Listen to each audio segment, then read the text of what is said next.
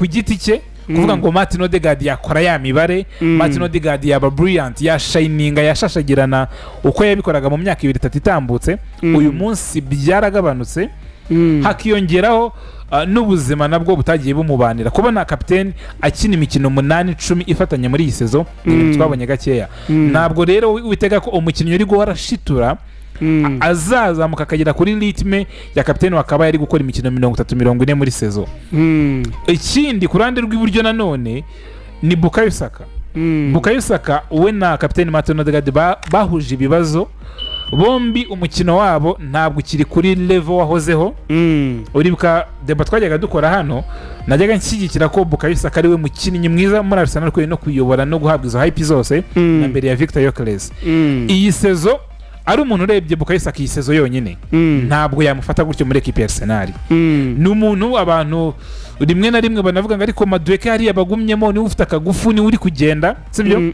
Bukayo Saka nawe umuvuduko we ibyo atanga isezo byaramanutse so uruhande rw'iburyo rwa Arsenal nirwo ya Arsenal yakinaga fluidity ari nyinshi mu kibuga guhanahana kurema chance gutsinda 70% byabaga byubakiye iburyo uyu munsi muri abo batatu iri atire yose urura rutirigongo ku ruhande rw'iburyo nta numwe uhari bihoraho muri iyi sezo wese nka Timba performance wenda utavuga ngo yaramanutse ariko nawe ntabwo ahari Mosquera too defensive aradefanda cyane Ben White level ntabwo ari ya Joye Timba ntabwo ari muri iyo classe ibyo ni ibintu bigenda bigorana wafata n'uruhande rw'ibumoso umuntu witwa abahungu bombi Trossard ndetse na Gabriel Martinelli niba ari ukubura Ibereches ariko nabo ntabwo bagitanga bya bindi batangaga mu gice cya mbere cya sezo niyo mpamvu Arsenal sinzi niba yamikino wayibonye ngo urebe ni igitego kimwe Arsenal kugira ngo ikore match nibura defense bitatu ni ibintu bimaze nk'amezi angahe so izo mpamvu zose kuvuga ngo hari abakinnyi batari stable mu bijyanye n'ubuzima kumanura urwego ku bakinnyi bamwe na bamwe kandi baba kadire batwara ikipe ya Arsenal ni ibintu byose byagiye bigora ubwo numva n'umwataka mushya adaptation ye ntabwo wari kugira ngo umutume birenze Sporting yamurambirizagaho buriya hari abantu bakunda kwibeshya umwataka equipe ye irambirizaho especially ya equipe nto mu rwego kuyagiye kujyamo akajya muri club itari bumurambiriza w'umukino wayo ifite ibisubizo bya environment yayo uburyo iteguye kugira ngo wa muntu aze yadaptemo azane ya mibare ye na influence ye biragorana ari nabyo bigoye umuntu witwa Victor Gyökeres so izo ni impamvu zose zituma Arsenal itagitsinda umukino biyoroheye ahubwo kubera ko ifite ubwugarizi bwiza igitego kimwe ku busa kihadro cyangwa kikayiha insinze nibyo bisunitse Arsenal mu mikino 10-15 yanyumuhereye ko twabonye nijoro Didier muri no minsi turi kubona umusore bita Declan Rice Anthony yatubwiye zimwe mu mpamvu zituma Arsenal kurema chance cyangwa kurema uburyo buvamo ibitego biri kugorana cyane ariko imwe mu mpamvu irovia zigaragara buriya kuburi Zubimendi Declan Rice yakina gatandatu nkuko yikina ariko ntago wakina box to box nkuko Declan Rice yikina wori Zubimendi so, gusubiza inyuma Declan Rice ibyo byagabanyije iki cyangwa byasubije inyuma uburyo bwa Arsenal bwo kurema amachance mu rwego rungana gute wenda mbere ho gato yuko njya kwiyo ngingo nuzuze imwe nahereyeho biri kunera ikibazo cyane imanuka rya Arsenal riri kunera impungenge cyane yuko n'ubundi ushaka guteza ikibazo turebye nka match 15 ziheruka uyu munsi wa none match 15 ziheruka Arteta match imwe yonyine niyo yabashe kurenza ibitego bibiri sicyo kintu niba mu cyo match 15 ziheruka match batsinze ikipe ya Tottenham na Urabizi bihirimo ibitego 4-1 izindi match zose imikino 15 iheruka none by'umwihariko ufashe match 7 ziheruka uturutse kuyo bakinnye nijoro Arsenal imaze kwinjiza ibitego 5 yinjizwa ibitego 9 sinzi icyo kintu nibo cyumva atake yabo ifite ubukene burenze ubukenewe so kimwe mu bintu biri gutuma rero bagira imbaraga nyiya mu busatirizi navuga yuko mw'iyi mikino ya nyuma nibwo turi kugenda tubona ikintu Arsenal yatakaje mu muntu witwa Partey Partey yarafite ukuntu aza kugarira defense agaha freedom umuntu witwa Declan Rice akamurikura akagenda uyu munsi wa none Arteta bitewe nuko abona uyu mwespanyol Zubimenda adahagije mu buryo bwo kudefanda mu buryo bwa size imbaraga, bisaba ko yifashisha Declan Rice agakina asa nkaho agaruka inyuma cyane. Kandi nkuko tubizi ubundi Arsenal nziza twabonaga bijya bigorana, match zose biba bigaragara iyo Declan iteka ari gukina aryama ku gice cy'inyuma atajya imbere, biragorana kuba bakora counter attack bariciye hagati, biragorana.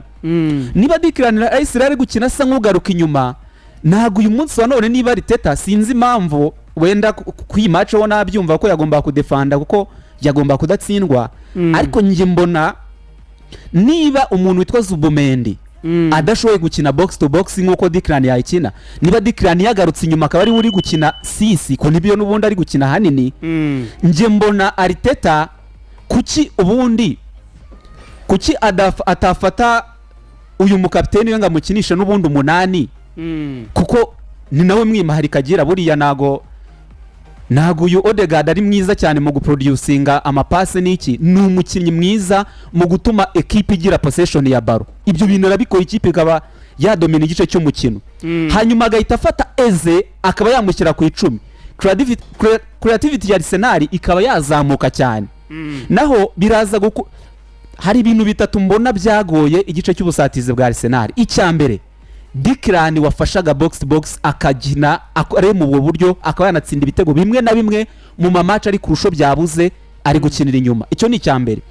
Icya kabiri, kapiteni wa Arsenal iyi Cesar hasi cyane. Ugiye kureba imibare afite ntago ari imibare yafasha Arsenal kugira ikintu itwara kinini iyi sezo. So ku buryo ubona yuko umuntu ifite muzima yagakinishije ku 10 kare mu bwo buryo n'umuntu witwa Eze, ariko nago biragorana kugira ngo akine, usanga kenshi yamwiyime. Ikindi kintu cyatumye Arsenal ubwugarizi bwayo bucika intege, ngira ngo murabizi Arsenal itangira iyi sezo umuntu witwa uyu muhorandi yarayifashaga cyane mu buryo bwo Timba, yarifashaga cyane mu buryo bwo kwataka, ugasanga ba Crafiori kuri 3 nabo barashyira mu kuboko. Ariko kuva hari Teta none hatangiye kubyicira rimwe agafata abaseta back bageze kuri 4 akaba ari bakinisha uyu munsi wa none. Creativity nahantu ushobora kuyibona. Ariko 2 na 3 nagafite ba bantu bakina bazamuka bafite bwa buryo bwo kwataka, n'abantu nyine ahanini bakina bugarira kurusha uko ba defend. Icyo kintu cy'aba center back uvuze kuba Hinkapi mindset iwe no mu center back, then ugakinisha Ben White bura nawe yakinigiye kinini muri umutima wa defense, meme na Mosquera kumusimbura igihe Timba dahari. Wongere kuri Salibana, profile zabo ziri defensive bose, ikipe iratakite noneho. Bisobanuye ngo mu mboni za ubona gusubira inyuma kwa Declan Rice ndetse no kuba Arsenal abareterare bose bayo bari defensive kurusha ko bari offensive. Izo ni zimwe mu mpamvu za mbere zikomeye kuba Arsenal itari kure mu buryo. Anthony, ndagira ngo baze nimugoroba Arsenal tuvuge n'urugero irashaka kuba yare mu buryo butandukanye nuko yabikoraga, kuko twabonye remplacement ariko n'ubundi wabonaga ari poste par poste, siko bimeze. Zari poste par poste, byari kongeramo ingufu gusa. Ariko hari ikintu Didi yavuze cyo kuvuga ngo ese akinishe ko Declan Rice akamukinisha nimero 6, kapiteni agakina nimero 8, icyo ni ikintu cyashoka muri Arsenal. Oya yabirangaye nanone.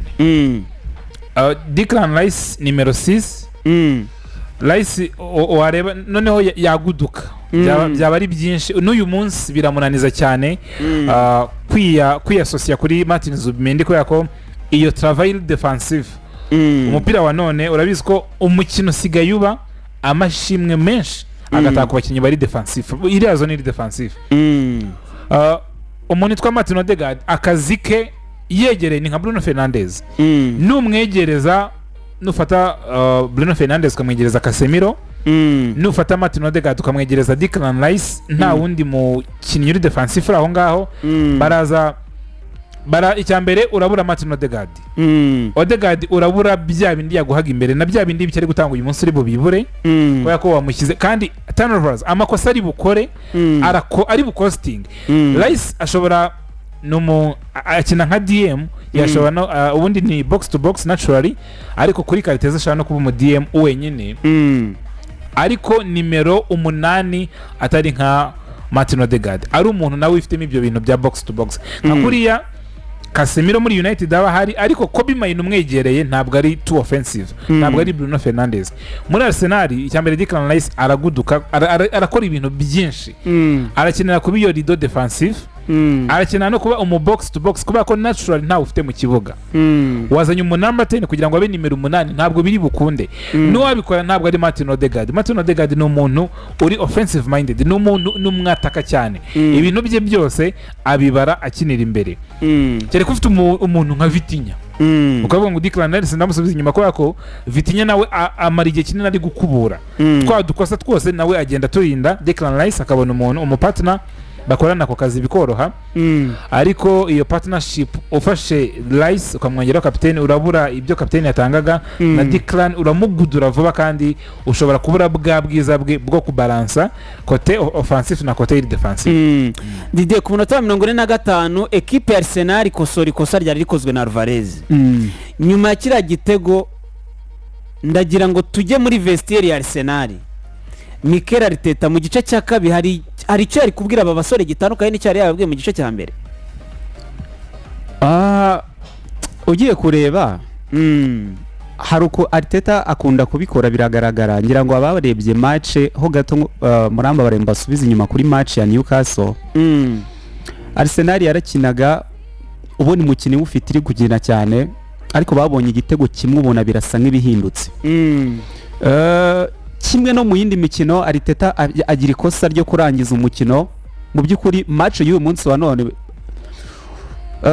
umupira w'uyu munsi wa none warahindutse nagari wa mupira ku defender wizeye yuko waguha ibikombe nikimbenye se uyu mugabo utoza Atletico Madrid atwaye bingaye kariyo system kari byo binahoramo ni ikintu kigaragaza uburyo ki kuri rayinga kuri defense gusa ategereje kwataka kuko twibukiranye na kipe yatwara igikombe idatsinda rero hariya bigendeye ku mibare ya Arteta yagize mu gice cya kabiri biteye isoni kuba ikipe nka Arsenal ibona koni imwe mu mukino mu minota 90 koni imwe ni ibintu bitabaho birakwereka uburyo ki aba left aba alphabet nta kintu bari gukora nimero 2 nimero 3 birakwereka uburyo nta kintu bari kugira gute bari gufashe kipe impande ntizigenda nago zikora nkuko nabigarukagaho Declan wakagize izo mbaraga ashyira imbere nawe ari gukinira inyuma cyane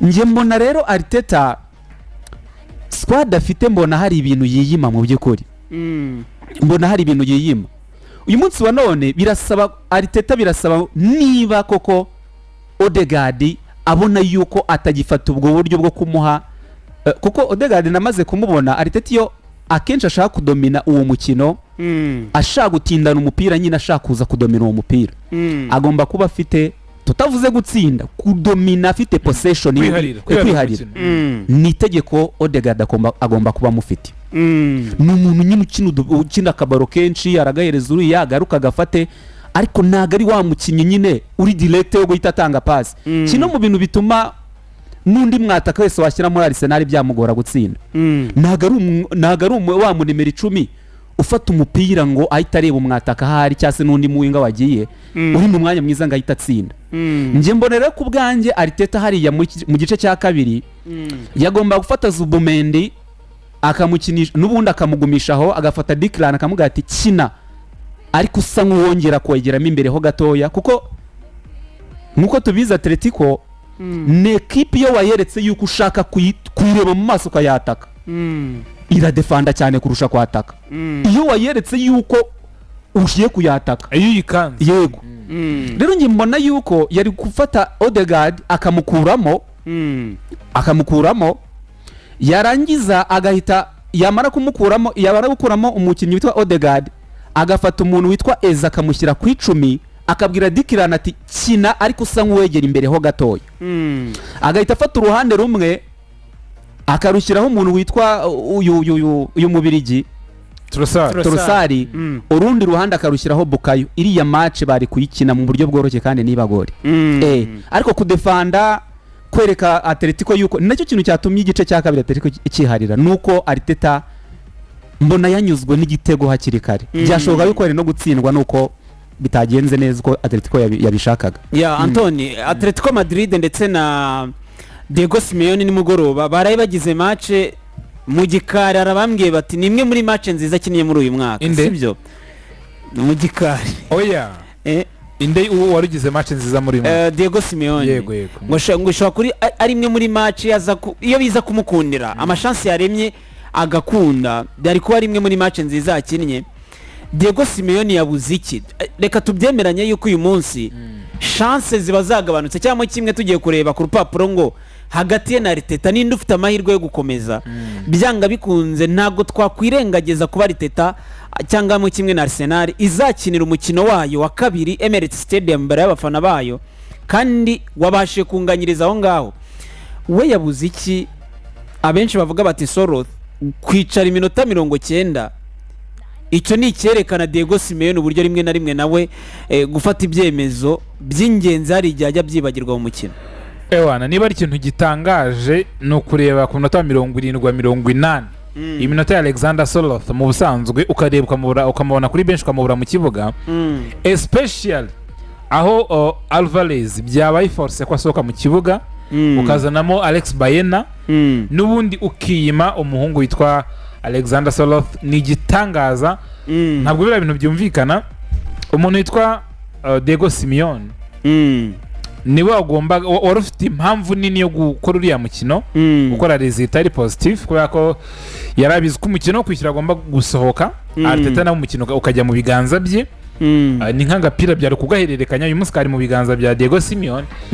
Simeone amaze kwishyura igitego ku minota 57 cya Julian Alvarez. Abahungu be icyambere wenda muri bagiye kuruhuka bagiye babatsinze igitego mita ya mbere irimo irangira nta buryo muri mita ya mbere mu minota yari sigaye bari gukoramo reaction ariko uko batangiye mita ya kabiri babonaga ko n'abantu ntabwo bashaka gutsindirwa mu rugo, ntabwo bashaka ko birangirira mu rugo. At least dusoje iminota 45 ya mbere turi inyuma y'igitego kimwe ariko uyu mukino ntitubutsindwe kuko ni bibi cyane kurushaho. Uyu mukino tubashije kuwugarura ni sawa, tugutsinze ni byiza cyane kurushaho ariko turebe uburyo Arsenal itadutsindiye umukino. Reaction iminota 15 ya mbere gwera ku minota 45 kugera ku 60 yari reaction igomba guhindura resultat ku ruhande rwa Atletico Madrid. Baza kubanamo igitego kimwe Atletico Madrid isunika gwera nk'iminota 15 nyuma yo kugombara igitego. Ni naho hajemo za chance zaba Antoine Griezmann wateye poto ubona rwose byarangiye. Hari umupira Demola Lookman yiyatse umudefenseur atera mu izamu 1-on-1 arebana na David Raya. Iyi sezo biragoye kubona umuzamu uri ku rwego rwe uri muri forme ze, umuzamu umeze neza cyane nka David Raya. Tumufite ingingo ye rwo Raya asevinga umupira utanyeganyeze byabaye nkaho umupira waguye mu mazi. Atletico Madrid iyo minota 15 nyuma yo kubona igitego yari club nziza cyane. Arsenal yarasubiye inyuma mu buryo bwose. Mikel Arteta amaze gushaka ibindi bisubizo bye biri fresh byavuye kuri bench niho yongeye gufatira lead, niho yongeye gutekingira lead ayobora umukino nanone. Ariko Diego Simeone tumugarutseho kuvuga ngo Alvarez yashaka no gukina ibira minota 90 nari kubyumva byo. Iyo uvuga ngo ntabwo washyizemo Soloth kubera ko Alvarez akiri mu kibuga kandi akiri ku delivaringa kuko ku minota nka 70 yakinnye yarakiri hejuru yatangaga ibyo Alvarez agomba gutanga n'ubundi. Iri joro yakoze imwe muri match nziza pe kwanima imyatakire yose ikipe yitwa Atletico Madrid kuko Alvarez amaze no kuvamo ATM kugira ngo yongere kore counter attack kugira ngo yongere yatake cyangwa yatakira imbere cyangwa ikoresha umupira mu buryo bwihuta yataka byagoranye cyane kubera ko abandi bakinnyi bifite Simeone nawe wihuta yari yavuyemo kare uyu muhungu wa Diego Simeone. Abandi Griezmann n'umuntu witwa Demola Lookman ni abantu bari slow bari more technical ariko bari slow. Alvarez niko konyine hari akaba kiruka gashambriya kumukuramo kongeramo undi muhungu nawe ukina nk'umumediateri Alex Baena byari bisobanuye kugira umurongo w'abantu bataka bose bari slow kandi udafite abantu bashaka kwihuta ngo badiranje ikipe Arsenal uri bukoresha intelligence biragoye kubatsinda. Niyo mpamvu iminota 15-20 ya nyuma Arsenal yametrije umukino wose, igaca akarongo ikataka yose, imaze no gukora amaramparasoma. Umuntu witwa Alex Soloth kuri match yari yarakoze kuri Barcelona zombi, ubona ko iminota 20-30 ya nyuma ari umugabo uri decisive, ni umugabo mukuru, nta nubwo yaba bikoze iyi sezo. Kuva Alvarez yaza, Soloth yabaye igisubizo kiza kandi mu buryo buhoraho kuri Diego Simeone. Uyu munsi yari mu rugo, yasabwaga intsinzi kuruta ikindi gihe cyose. Sinzi ikintu yatekereje kugira ngo ashyiremo babayina mbere ya Soloth. Biriya ni Diego Simeone n'umutima w'ubizi, gusa ku byagaragaye ryari ikosa rikomeye cyane. Kereka nibura kuko nyuma yaje no kuzanamo bamuri n'abadefanseri mu minota 80 nibura iyaba afite intsinzi wari kubyumva akavuga ko adashaka gutakaza iyo lead afite, ariko kuvuga ngo urashaka gutsinda ntabwo rezilita iri kugushyira muri position nziza imbere ya Arsenal ifite iminota 90 kuri Emirates Stadium. Ni scandal, ni icyemezo aba Ewan Diego Simeone yakoze umukino mwiza pe. Iminota 70 yari myiza, imwe mu myiza nabonye Diego Simeone atoza. Ariko kuvuga ngo umwataka wawe umwe mu beza nimero ya kabiri mu bataka bawe ari kuri bench nta kibazo afite, iminota 90 yose n'inyongera, ni ikintu utajustifia mu buryo buri tekinike bw'umukino busanzwe. Didier, uyu musore David Raya, Antonio yamugarutseho cyane. Ni umugabo nkeka yuko nk'uko tumaze kubimenyera ubundi biragoye cyane muri Champions League. Buriya iyo numvise Real Madrid itwara bitatu byikurikiranya mu mutwe wanjye, nago Keylor Navas yabora kuza mu ba mbere, sibyo? Mu nkingi za mwamba uriya mugabo yari ameze. Iyo numvise Real Madrid ya Ancelotti ntago Courtois yabora kuza nyine uhita wibuka imipira 2 3 5 ya Courtois ubwe ku giti cye, akagaruye equipe mu mukino cyangwa akayigumisha mu mukino. Nago twavuga equipe ya Manchester United ngo twibagirwe Van der Sar, cyangwa tuvuge Chelsea twibagirwe Petr Cech. Ibyo byose ni ibyerekana uburyo umuzama ari igice cy'ingenzi, ndetse kimwe mu bigena, reka mbisubiremo, kimwe mu bigena uzatwara igikombe. Naba ndi safe kuvuga yuko Sofanov ukiri muri irushanwa, Manuel Neuer abenshi bavuga ati nave muri rizamu mbere yuko rimuvamo. Yego, uri kumva, ugashyiraho Yano Black uvuye mu mvune utaragaruka ku rwego. Twavuga yuko Arsenal ari ifite umuzamu noneho kwa kundi uvuga ngo ikipe yego ishobora kuba ari ikintu runaka ibura, ariko uyu muzamu yaguye igikombe. Iyo urebye Raya icyo kintu kimubonamo. uretse no muri izi ligue ngiye ku bwanjye mbona Raya kiri mu bintu byiza Arteta afite. Defense n'umuzamu, afite umuzamu mwiza. Turi kuvuga umuzamu maze gukora clean sheet 16 muri match 34.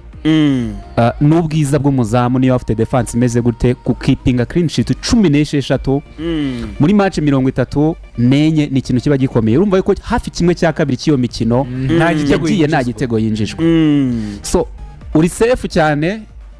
Simbona niyo Bayern yatwara zirige, simbona niyo PSG yatwara zirige hari umuzamu wawe wirushanwa imbere ya David Raya. Sinzi niko nge mbibona. Ariko David Raya nge mbona mw'iki gihe cyose Arsenal iri hasi, ari we muntu navuga ngo ibindi bice biri gutererana. Niwe muntu donc Arsenal wenda n'abari abantu bari muri center back nibo bantu bari gukina nyine bya bintu Arsenal yakabaye ikina n'ibikoko ishaka igikombe. Ariko ndongera nkadota creativity y'ikipe yitwa Arsenal iracyari hasi cyane. Ku ikipe ya decide match zitwara igikombe iri hasi cyane. Ni byiza cyane kuba bakuye inota rimwe muri Espagne, ariko nanone twabonye umwaka ushize ikipe nka Liverpool ya Mohamed Salah ifite abakinnyi benshi bafite experience itsindira kwa PSG ikaskaviramo iwabo. Ni ibintu nyine ntago bigikanganye cyane. Kuva bakuraho igitego cyo hanze match zose ziba zifunguye. Ndimo ndareba Arteta kuri experience na pressure akunda kugira cyane cyane ya mikino ifite ikivuze iyo yegeranye. uyu munsi wa none kuwa gatandatu azaba afite Fulham. Ni match y'Ikurusho. Ni match mvuga ati reka nsinde kuwa mbere City ntawamenya ibyaba. Asabwe kuyitsinda. Azaba ari gucungana na match yo kwishyura iyi Atletico Madrid n'ubundi yo isa nkaho muri champion idafite ikirwanira. Nge nzi yuko Atletico n'ubundi izajya muri weekend ikiri gutekereza hari ikipe ya Arsenal. Niyo match nzima basigaje muri iyi season. Ndi kureba Arteta uzaba ufite imibare myinshi n'abakinnyi kwibaza kuntu bagiye gutegura bashaka amanota 3 ya Fulham, bategura kuwa kabiri match yo kwishyura Atletico, kuwa gatandatu muri weekend nanone bajya ku kibuga wavuga nko mu myaka ine bamaze inyuma biruka ku gikombe. Imyaka 3 muri yo bagiye babuzwa igikombe n'ikipe yitwa West Ham. West Ham bazajya ku kibuga cyayo irimo iravuga ngo reka dutsinde, niyo Tottenham yatsindi tugume inyuma. Sinzi icyo kintu niba ucyumva. Ni uyu munsi wa none nubwo Arsenal yabashije gukura doro muri Spain, ndacyayibona nka match igifunguye ikigoye cyane mu buryo bushoboka. Koze statement ikomeye Anthony. Aho hana tugejeje wenda mbere yuko tuhagera reka twitse ku misifure ya nimugoroba. Penalty ya mbere nta kintu na kimwe ijuriraho. Penalty ya mbere ya Victor Gyökeres ni penalty. Tushi ariyo yose muri box kuri Victor Gyökeres cyangwa umwataka ndabara Zubimenda mu umupira. Victor Gyökeres yari afite control yose ya ballon. Victor Gyökeres yari distance nto cyane uvuye ku izamu, sibyo? Kandi urebye nta bundi butabazi bwa hafi ATM yari ifite imbere bwashobora kumutangira, sibyo? Ni umuntu uburiya bwari uburyo bwuzuye, yari chance yuzuye ya Victor Gyökeres gukora igitego. So kumukorera ikosa rimushyira hasi atadayivinze, rimushyira hasi agata stability mpaka aguye hasi, kandi harimo nakaboko, harimo push, harimo gusunika. Nge nabibaraga nka penalty iri clear rwose, igaragara itarimo urujijo na ruke, kubera ko umugabo witwa Victor bamukoreye ikosa rimukura ku buryo yari afite bwuzuye bwo kubona igitego. Urebye distance ye hagati ye n'izamu, ukareba control ya ballon, ukareba n'icyerekezo na intention ye, bwari uburyo bwuzuye bw'igitego. Atletico Madrid yakoze ikosa rigerageza kudinayinga ibyo bintu kandi abari penalty. Penalty ya kabiri yabonetse ku ruhande rwa Atletico Madrid ku mupira warukozwe ni Ben White. Ni Ben White. Abenshi bati umusore amaze gukostinga Arsenal imikino myinshi pe, kuva kuri match ya Southampton. Ni umusore ubona biri guturuka kuki, kuko nujya kureba uburyo yakoze iriya baro ntago yari buriya ari ukuntu ushaka gukora baro kuboko kuri imbere yawe ugiye kugwa. Yego, ntago yari kugwa. Kumva yari baro ubundi yagera mu izamu ku buryo Ben White yakwiyangaje akarambura akaboko agakoraho nk'ugiye kuderiba iyo bikora yiyangaje bari kumuha rouge, bari kumuhitana. Hango ni ukudiribura gute kwa kundi muri basket babyita kudunda. Sinzi ukuntu twabyitaga ariko na dribbles bamwe. Ben White uyu musore ni ikibazo kiri mentale, ni ukutibona ku rwego rwa Arsenal. Nge nsigaye ndeba Ben White mu kibuga nkabona ameze nk'umuntu uri lost mu buryo bumwe cyangwa ubundi. Mwibuka neza mu mpera za 2020 muri season ya 2023-2024 Ben White yari umwe mu nkingi za mwambazi ya Arsenal. Ndagira ngo mubyibuke umusore Julian Timber yaje hano mu Rwanda. Abantu bamwe bamenya ko yaje ntibanashishikazwa no kujya kumureba. Yego, sinzi namubyibuka. Yego yari afite ikibazo cy'imvune, ariko n'urwego Ben White yari ariho baravugaga ngo muri defense ya Arsenal hari intwari itaririmbwa. Kusanga abantu barangamiye kuri Saliba ndetse na Magalhaes, ariko bavuga ngo hari intwari itaririmbwa bita Ben White, kuko iyi formation defensive yabo rimwe mu nkingi za mwamba yari Ben White. Ni Ben White. Uyu musore yabaye iki kugeza asigaye akora amakosa akorwa n'abadefenseri bakizamuka bakiri batoya? Hari ibintu nka bibiri mbona bishobora kuba byaramukozeho, ariko nyine nago ndi budinayinga yuko adafite ikibazo mental. Ubona ko ari umukinnyi wibuze, ariko yibura bishingiye kuri iki kintu. Ben White ngira ngo yagiye ni umuntu nayo wagiye ugira imvune hantu habi akeneye wa mukinnyi nyine cyagiye kipe bigeze ahantu umukinnyi imukeneye cyane. Ben White yagize imvune nyinshi, mu kugira imvune bikubitana no kuzamura urwego bidasanzwe ku muntu witwa Timba. Uyu munsi wa none niyo Ben White yaba ari muzima biragoye kuba yakacinga urwego rw'umuntu witwa Julian Timba, kuko Julian Timba ukuntu akina nimero 2 ubona ko ari ibintu byahereye muri kadrema, ubona yuko ari umuntu ibintu akina kabiri akinira moderne yo kwataka akadefanda, ni ibintu ubona yahereye no hasi. Mu gihe Ben White wibuke neza yuko yakinaga hagati, yakinaga mu myugaro bo hagati, kwa kuntu abatoza bagenda bahindagura yisanga bamushyize kuri 2, nubwo nyuma yaze gufatisha ariko n'ubundi Ben White yari afite ukuntu igice cye niba kina kuri 2 ari umuhanga mwiza mu kugareka kaba atari mwiza biri perfect mu kwataka. Igihe rero yagize izo mvune hakazamo na case zo mu ikipe y'igihugu nyuranga urabyibuka, buriya reka mubwize ukuri wa muntu igihugu kiba ari ikintu gikomeye. Case yagize nira skandale yagize mu gikombe cy'isi n'ibina muri na 22 na 2 yego, cyari igice gikomeye cyane. Uko waba umeze kose hari ibintu biba biri hafi y'ubwonko bwawe. Umuryango wawe n'igihugu ni ibintu biba bikomeye. Kuva muri kampu kuriye ikipe y'igihugu, buryo umukinnyi ku rwego rorerite abarota kugira kariyeri nziza mu ikipe ya club akinira, ariko nanone akabashusho mu ikipe y'igihugu. Ben White navuga ko biriya bibazo byaje agiye kuba umuntu mvuga ngo niwe muntu twabonaga ushobora gufata nyuma y'umuntu witwa Kawoka. Ariko kubera kiriya kibazo yagize mu ikipe y'igihugu ubona ko cyamusubije inyuma, kuko umukinnyi wese ahava akagera kuvuga ngo nzagira kariyeri ariko idafite aho ihurira n'ikipe nationale, ngira ngo warabibonye yuko n'ahantu yabaga ari mwiza ntabwo ikipe y'igihugu yamuhamagaraga. Ni ibintu rero nyeka ko byamukozeho, none wakubita Riteta uhora ugura abakinnyi beza mu gice cy'inyuma, competition iriyongera, ubona ko yabuze burundu, biragoye cyane. Nge mbona igisubizo cy'umuntu witwa Ben White ari ukuva muri Arsenal agashakishiriza ahandi. Anthony, nabona Ben White kimwe mu byamusubije inyuma ari uko atibana muri projet za Mikel Arteta. Nabyo birimo. Umukinnyi uba warakinnye kuri level nk'iya Ben White wabonaga ko ari umunimero 2 utanga icyizere muri Arsenal ndetse no muri equipe nationale, n'umuntu wari bufate kandi by'igihe kirekire. Tara Ben White n'uyu munsi iyi sezo atangira kubona iminota Juliet imbe imvune zigitangira mu ntangiriro zazo. Ben White hari performance yakora ukabona niwe mukinnyi mwiza cyane, ukabona n'umwe mu bakinnyi beza kuri uriya mwanya we. Ariko slow by slow yagiye amanuka, ubona ko moralement buri mwatlete cyane imitekerereze ye, uburyo yiyumva birakonta cyane kugira ngo ibyo tubona mu kibuga ni nka reflexion yuko ari gutekereza, yuko ari kwiyumva.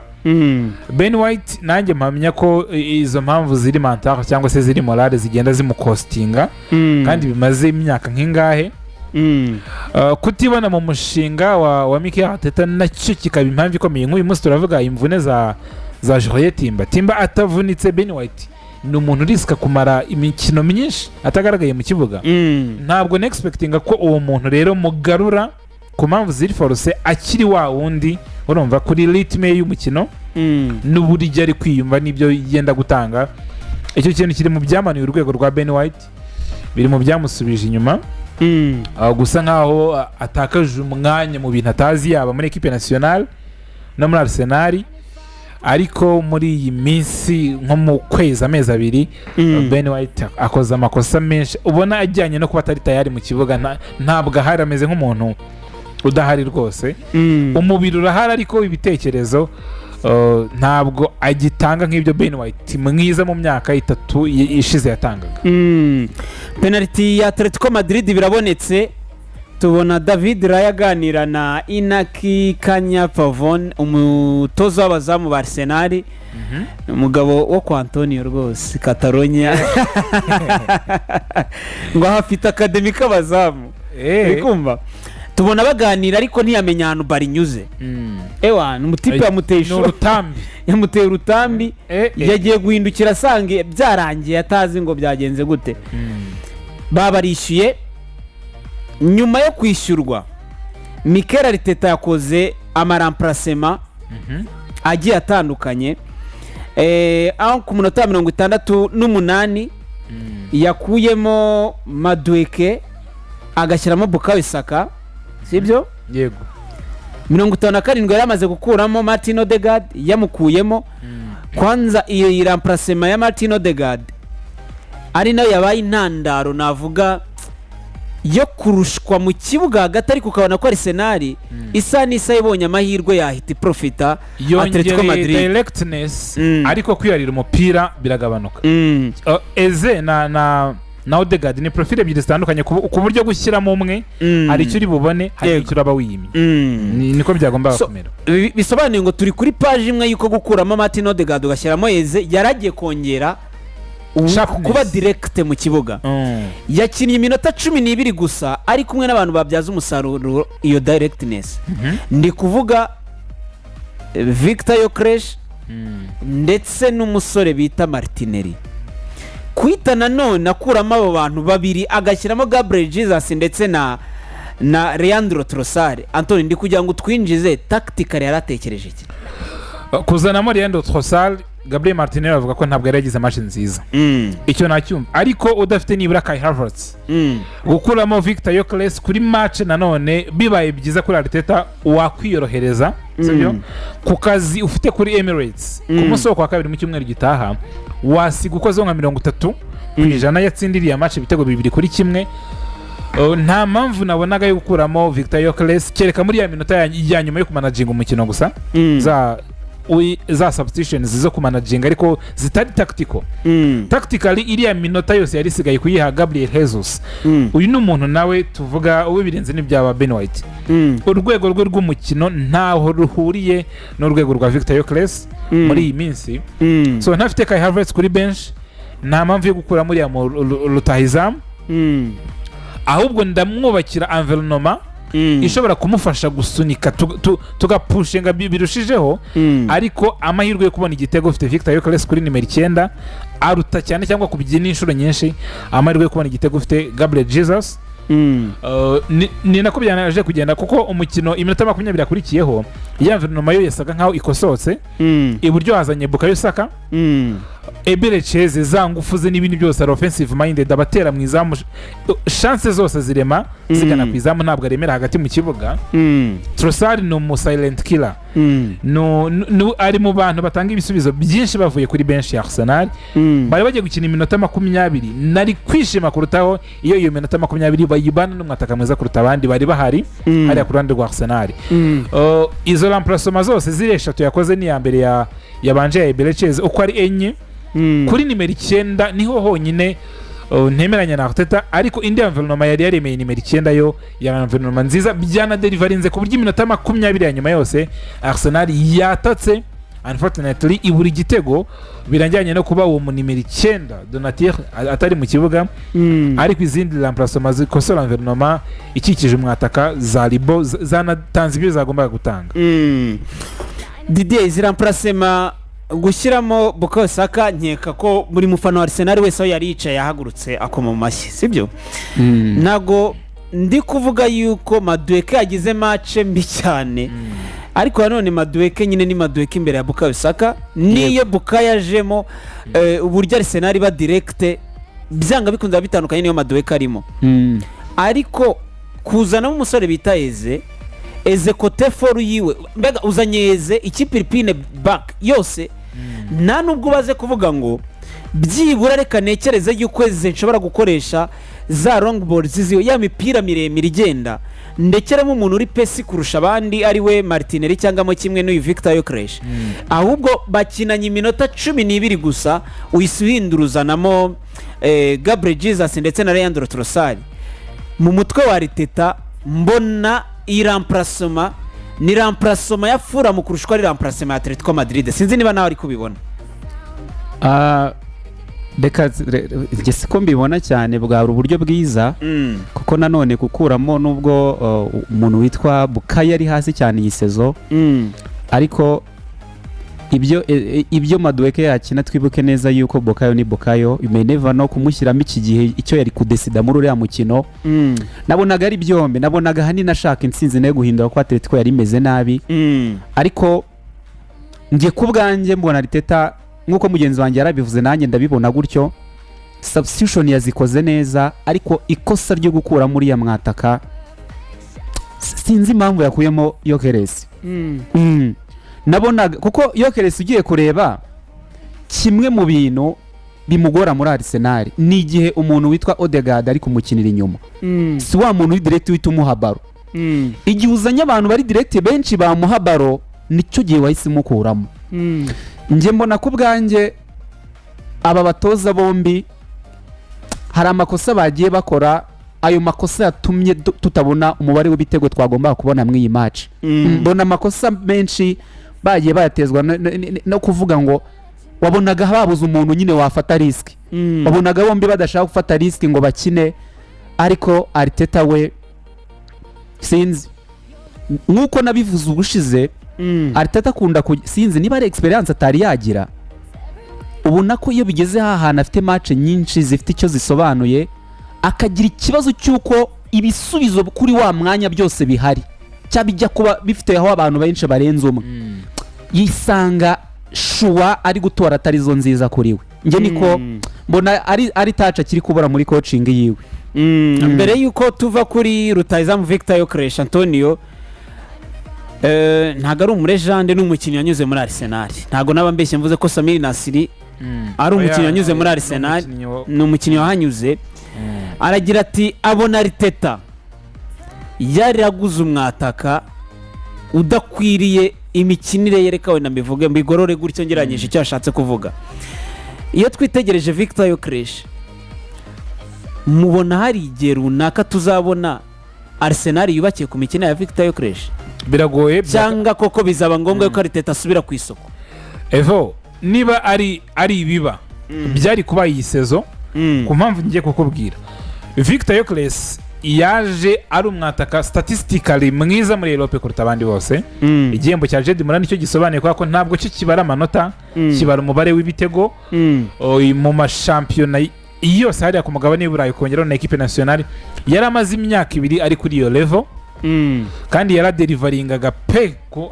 competition yose yakiniye Sporting Club Portugal Victor Gyökeres yari umwataka mwiza iriya hype n'igiciro yaziyeho n'inyota Arsenal na projet yayo bari bafitiye umwataka twibuka imyaka nk'ibiri Arsenal yari imaze abantu bashinja Mikel Arteta yego urakina neza pe probably ni nayo kipe yakinaga neza muri Premier League ariko ukabura final touch y'umuntu ugomba kuba hariya udesida imikino imwe n'imwe by'umwihariko ifite agaciro karemereye abasimburanaga ku bikombe muri iki gihe Arteta na Arsenal bazutse begeye hejuru umwe afite Erling Haaland undi afite Mohamed Salah bamusabaga ufite Bukayo Saka ni star boy ariko ntabwo yakora imibare nk'iyabo ngabo kapiteni wawe ntabwo akora nk'ibyo Kai Havertz ntabwo agira imibare nk'iyo ngiyo kuzana Victor Gyökeres bari bakeneye ikinyamaswa igikoko umuntu uze nawe agakora imibare uvuga ngo uyu muntu yegereye Mohamed Salah n'abantu ba breaking ama record muri Premier League yegereye Erling Haaland kuko nizo club eshatu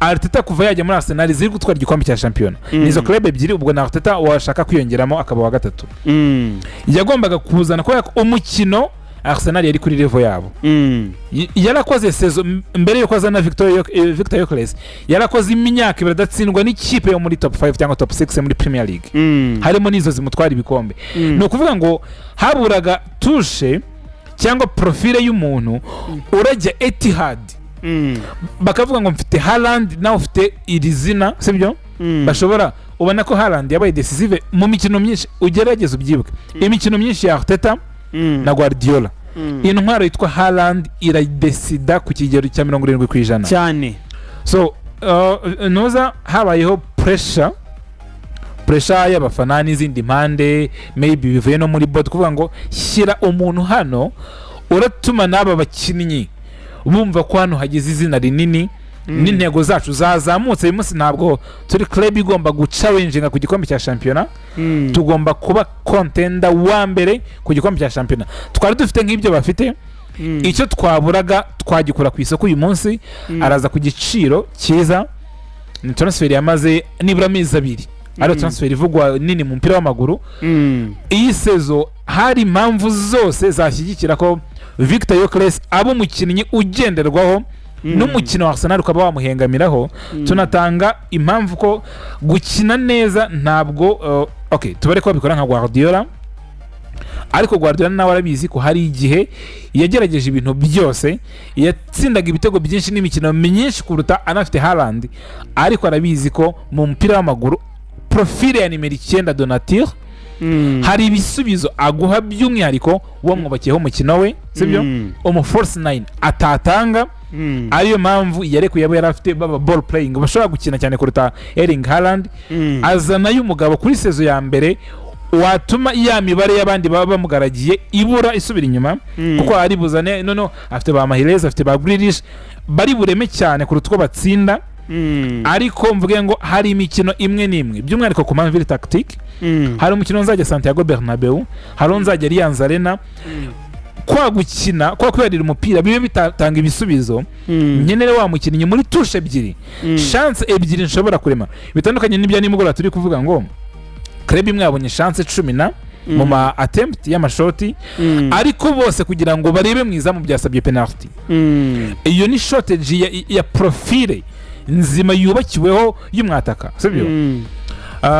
No kuvuga ngo umuntu witwa Mikel Arteta yiseze yarafite impamvu nyinshi zo guhindura umukino we n'ibitekerezo bye, nubwo atabihindura ku kigero cy'100%, ariko nka 50-50 akamenya ko ndakipinga nda maintaining umukino wanjye. Ariko nibuke ko hari indi profile nungutse nyeneye kwibyaza umusaruro kugira ngo no mu kibuga ngira icyo nunguka, bitaba gusa kuvuga ngo Victor Gyökeres yaje muri vestiaire yanjye. No mu kibuga nagombaga kugira icyo nkora kugira ngo bidelivaringe. Icyo kintu ntabwo yagikoze. Mbona biri mu byatindije adaptation y'umuntu witwa Victor Gyökeres. Umwataka udafite confidence ntabwo ya delivering ibintu biba biri ku rwego rwe. Niyo mpamvu ubona abantu 9 bagira ego, yiyumva nk'umuntu wa nyuma mu bijyanye no gukora finishing nyuma ya build up kuri uwo mukino. Yiyumva nk'umuntu wa nyuma ugomba guhabwa umupira. Mohamed Salah hari imipira tuvuge nka Firmino cyangwa Sadio Mane awukinnye ukundi kuntu, Salah nyine agahita bikwereka ko kanya, kubera ko naturally uko bimeze umuntu mu buryo bw'imibare no mu buryo bwo gusatira utwaye equipe, umukino ugomba kugira uburyo umuhengamiraho. Ni itegeko rijyana tire mu mupira w'amaguru. Kylian Mbappé ari umupira umwima agahita araka ugahita ubibona, sibyo? Kubera ko afite izo nshingano zo kuvuga ngo ninjye ugomba kureba urushundura nka showa ya mbere. Victor Gyökeres kumuha mugenzi wanjye yabigarutseho, kumuha nimero 10 utitaye kuri Victor Gyökeres ashobora kubona umupira arareba cyane, biramworohera kureba iburyo cyangwa kugumana akagumisha hagati. Uko atinda niko abataka uyu munsi ni kesi yo kuvuga ngo ndidemarika rimwe nimero 10 wanjye yambonye. Iyo connection idahari, iyo connectivity idahari, mugatinda muri build up, umwataka baramumarika kuko babizi ko ari Victor Gyökeres ni umuntu umaze gutsinda ibitego 90 muri seze ebyiri. Baba muhagazeho, niba atari bwidetashe gato wamubonye, chance umuremera ziragabanuka, nawe ibyo agomba gutanga biragabanuka. Uko bigenda bigabanuka, moraloma nasubira hasi, Kai Havertz araza yongera afata umwanya. Nuko nguko umupira umeze.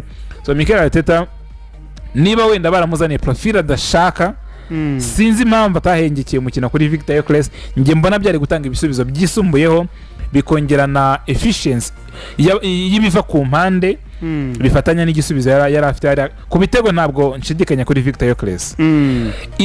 Ibitego yari gutsinda Arsenal n'uburyo yari kwifasha byo ntabwo mishidikanyaho, ariko Arteta kutamuremera environnement iri favorable biri mu bicosting Arsenal uyu munsi, kuvuga ngo ntabwo dufite ibisubizo byinshi ku bitego, biri no mu bituma Victor Gyökeres nawe moralema atiyumva nka super w'ikipe yitwa Arsenal. Didier, uyu musore waje buriya nta na rimwe nzigera numva ko ibitego 97 waba babitsinze hehe mu Rwanda, waba babitsinze he?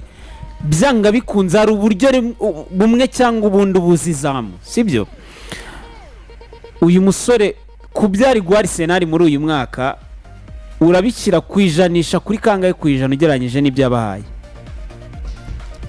harimo esheke ku ikipe nka Arsenal yari mu mwaka by'ukuri navuga usa nk'aho ari uwa gatatu cyangwa se navuga yuko ari final ya umuntu yitwa Mikel Arteta yahawe kugira ngo abe ahaye igikombe kimeja ikipe ya Arsenal. Sinzi ariko mbona wagira ngo ntago ari we wigure Victor Gyökeres kuko ubona atamwumva ubundi uburyo bw'imikino ya Arteta gikina nago akina uburyo ubona bwari rayinga kuri wa mwataka. Ubona yuko uburyo Arteta akina uretse wenda umwataka mba mbona aka kanya uri hanze wabasha kubikina mwaba tuzi ba nimero 9 n'umuntu witwa Kenny gusa wa muntu ubuzi n'ubundi kugaruka hagati agakina na equipe kino mu bintu bituma iyo kaya hari ari we umuntu witwa Arteta ashyiramo mbere yuko ashyiramo Victor Gyökeres. Rero Gyökeres kuba urugero amaze gufasha Arsenal navuga ko nago ari rwiza nk'umukinnyi ku giti cye ariko nanone si rubi cyane ko turi kuvuga Arsenal itari yatsindwa match n'imwe muri Ligue turivuga Arsenal n'ubundi kiri kwiyo kurusi igikombera cyagifite nta bintu byari byarengerana n'ubundi aracyaraho kuko arakina ariko Arteta mwima potential yuzuye kumukuramo potential yuzuye niko navuga kuko Victor Gyökeres n'undi muntu wese wavuga yuko ari umwataka w'umuswa yaba ari ufite ikibazo mu gihe umwataka utari wamuremera miliya yatuma akina nk'umwataka we n'undi mukinnyi wese biba bigoye cyane ko wa blaming uwo mwataka. Ngiye kubwanjye rero nkabona yuko Arteta mbona yuko ikintu yazaniye Victor Gyökeres mw'imikino mike isigaye ariko ifite ubusobanuro ku mpera za sezo mbona yari akwiye gufata riski akarirayinga ku mwataka ko aricyo yamuzaniye kandi ahari cyane yuko mu gihe umuntu witwa Kai Havertz yavunitse mu bakinnyi b'imbere afite beza showa ya mbere nge mbona ni Victor Gyökeres niwe mbona bakarirayinzeho cyane. so ndagira ngo nibutse abantu